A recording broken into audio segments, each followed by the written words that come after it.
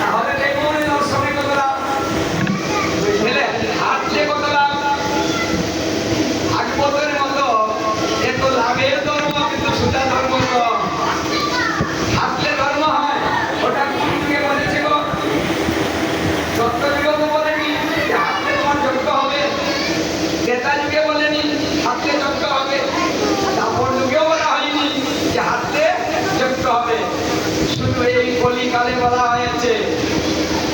দেখুন এই কথাটা প্রত্যেক কলিতে বলা হয় না, এবারের কলি আর প্রত্যেক কলি এক কথা না, দু কথা। কারণ এবারের কলিটার বিশেষত্ব হলো যে কলিতে রাধা কৃষ্ণ দুই হয়ে এক হয়ে গৌরাঙ্গ হয়ে এই জগতের কল্যাণের জন্য হরিনাম নিয়ে এসেছেন। যে মহাপ্রভু এই জগন্নাথের মধ্যে বিলীন হয়ে জগতের কল্যাণের জন্য জগতের নাথ হয়ে আবির্ভূত হয়েছেন, উনি জগৎকে উদ্ধার করার জন্য তিনি আবার জগন্নাথ রূপে আবির্ভূত হলেন। কেন?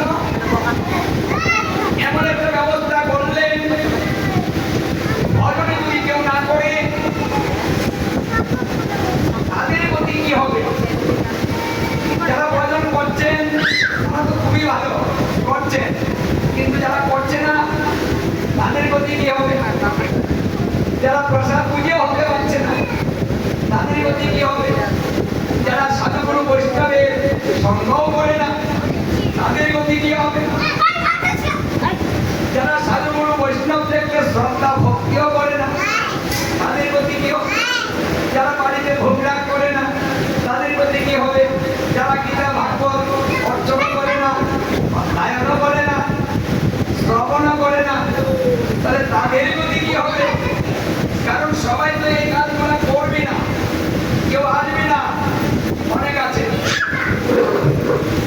তাহলে এই জীবের গতিটা কি হবে? সেই চিন্তা থেকে এই জগন্নাথের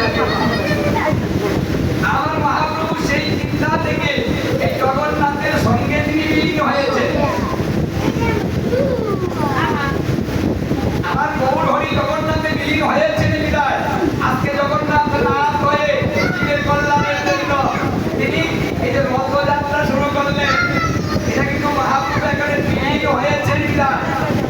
কারণ মহাপ্রভু বলেছেন পৃথিবীতে আছে যত নগরাদি গ্রাম সর্বত্র প্রচার হবে মুরেইয়া, নামটা তো প্রচার হবে, কিন্তু এই অবগতিত সমাজকে রক্ষা করার জন্য আরেকটা ব্যতিক্রম ব্যবস্থা করতে হবে। এটা ব্যতিক্রম ব্যবস্থা, যারা কিচ্ছু করবে না তাদের জন্য একটা সুব্যবস্থা। যারা ভজন করবে তারাও মুক্তি লাভ করবে, যারা ভজন করবে না তারাও মুক্তি লাভ করবে, সমস্ত পাপ থেকে মুক্তি লাভ করবে। কারণ কলিযুগে পাপাচ্ছন্ন, এরা প্রতিনিয়ত পাপ করে কিন্তু ভজন করে, পাপটা দিকেই করে যাচ্ছে কিন্তু ভজনটা হচ্ছে না। তাহলে এত পাপের মধ্যে থেকে এই জীবের গতি কি হবে? তাই সহজেই পাপ মুক্ত করার ব্যবস্থা করব। জগন্নাথ মন্দিরেই থাকতেন, তাহলে করতে বেরোলেন কেন? একটা কৌশল অবলম্বন করলেন। আমি যদি ঘরে থাকি তাহলে আমাকে তো সবাই দর্শন করতে আসবে।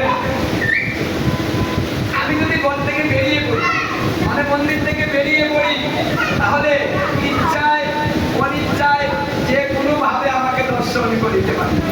কিন্তু কালকে যে আমরা রথ করেছি, রথে গিয়েছি, ওখানে কি সবাই ভক্ত ছিল? যারা দর্শন করেছে আর করে তাকিয়েছিল, কিন্তু ওরা কি সবাই ভক্ত ছিল? কেউ তো মনে মনে গালিও দিয়েছে, ওদের জ্বালায় আর বাঁচতাম না, কষ্ট করে যাচ্ছে।